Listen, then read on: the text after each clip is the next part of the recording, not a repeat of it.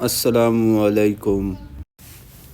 یاجوج ماجوج کے متعلق اسرائیلی روایات سے منقول بہت سی بے سر و پاہ، عجیب و غریب اور سنسنی خیز قصہ کہانیاں مشہور ہیں، جن کو بعض مفسرین نے بھی نقل کیا ہے، جبکہ قرآن و احادیث میں اس قصے کے تعلق سے امت کو جو آگاہی فراہم کی گئی ہے وہی ہمارے لیے مستند و مسلمہ ہے۔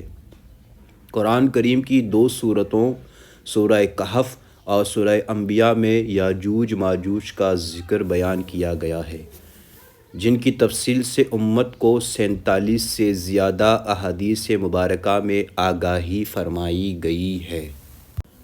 قرآن و سنت کی تصریحات سے یہ بات بلا شبہ ثابت ہے کہ یاجوج ماجوج کوئی عجیب الخلقت چیز نہیں بلکہ انسانی نسل سے ان کا تعلق ہے، اور وہ سیدنا نوح علیہ السلام کی اولاد میں سے ہیں۔ علامہ شہاب الدین محمد الوسی رحمۃ اللہ علیہ اپنی تصنیف روح المعانی میں لکھتے ہیں کہ یاجوج ماجوج بنی نوح انسان کی دو قوموں یا دو قبیلوں کے نام ہیں۔ یہ یافس ابن نوح علیہ السلام کی نسل سے ہیں جو ترکوں کے جد اعلیٰ ہیں۔ ان کا تعلق وحشی قبائل سے ہے جو شمال مشرقی ایشیا میں زندگی بسر کرتے اور مغربی علاقوں میں آ کر تباہی مچاتے۔ یہ مہذب دنیا کے جس بھی علاقہ پر حملہ آور ہوئے وہاں کی ہر چیز کو تباہ و برباد کر ڈالتے۔ انسانوں کو ہلاک کرنا، مال و مویشی کھا جانا، کھیت و کھلیان کو پامال کر دینا روزمرہ کا معمول تھا۔ لوگ نہایت خوف و ہراس کی حالت میں اس زمینی آفت سے نجات کے لیے اپنے رب سے دعائیں کرتے۔ اللہ تعالیٰ نے ان کی دعاؤں کو قبول فرمایا اور ذوالقرنین نامی بادشاہ کو ان کا نجات دہندہ بنا کر بھیجا۔ قوم کے سرداروں نے جب ایک بادشاہ کو اپنی عظیم الشان فوج کے ساتھ اپنے علاقے میں پایا تو انہیں اپنا نجات دہندہ سمجھ کر اس کے دربار میں پہنچے اور عرض کیا کہ اے ذوالقرنین، یاجوج ماجوج زمین میں فساد کرتے رہتے ہیں، اگر آپ کے لیے خرچ کا انتظام کر دیں تو کیا آپ ہمارے اور ان کے درمیان ایک دیوار کھینچ دیں گے؟ ذوالقرنین نے کہا کہ میرے اختیار میں میرے پروردگار نے جو دے رکھا ہے وہی بہتر ہے، تم صرف قوت و طاقت سے مدد کرو، تمہارے اور ان کے درمیان ایک مضبوط حجاب بنا دیتے ہیں، تم لوہے کی بڑی بڑی چادریں لا دو۔ چنانچہ کام زور و شور سے شروع کر دیا گیا، یہاں تک کہ جب اس نے دونوں پہاڑوں کے درمیان دیوار برابر کر دی تو حکم دیا کہ آگ تیز جلاؤ، اور جب لوہے کی ان چادروں کو بالکل سرخ کر دیا تو حکم دیا کہ میرے پاس تانبا لاؤ تاکہ اس پر پگھلا کر ڈال دوں۔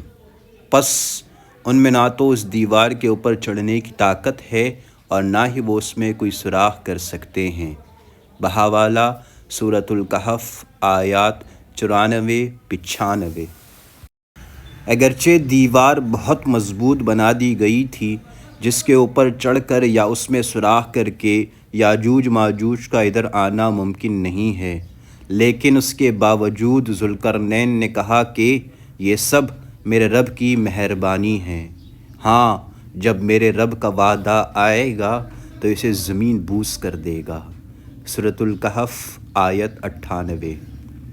وعدے سے مراد قیامت کے قریب یاجوج ماجوج کا ظہور ہے، جیسا کہ حدیث میں ہے کہ سیدہ زینب بنت حجش رضی اللہ عنہ فرماتی ہیں کہ ایک دن حضرت صلی اللہ علیہ وسلم باہر سے تشریف لائے تو آپ صلی اللہ علیہ وسلم نے فرمایا کہ آج یاجوج ماجوج نے دیوار میں اتنا سوراخ کر دیا ہے۔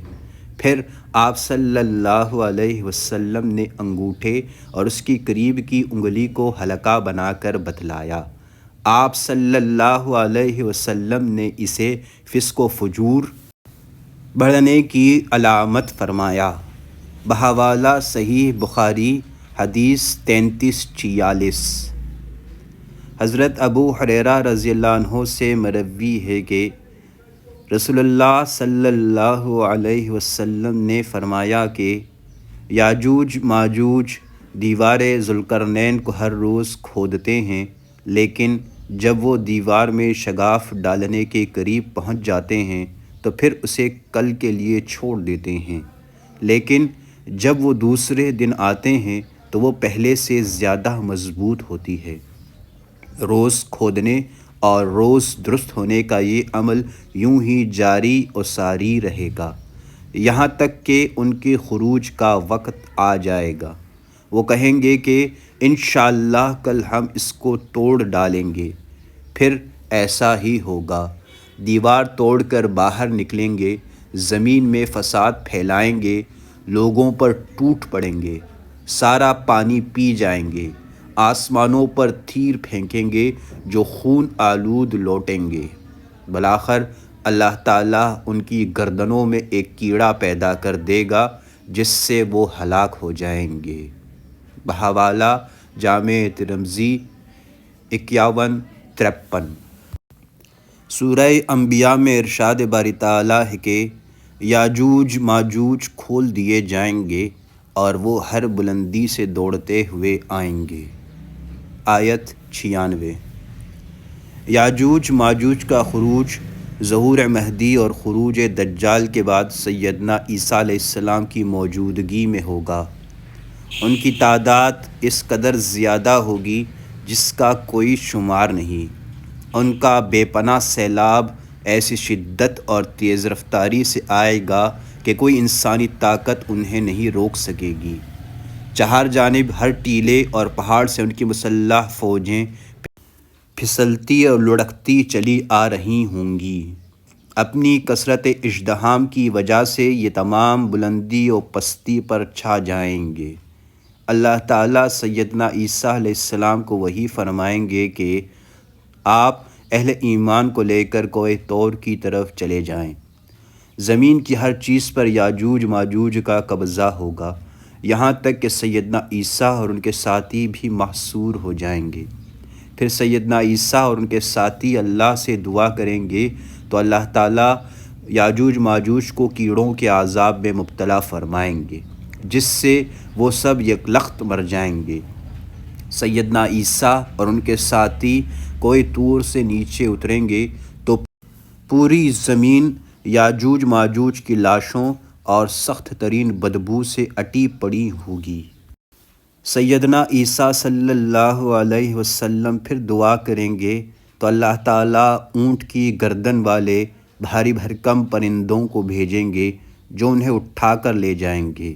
پھر اللہ تعالیٰ شدید بارش برسائیں گے جس سے ساری زمین دھل کر صاف شفاف ہو جائے گی۔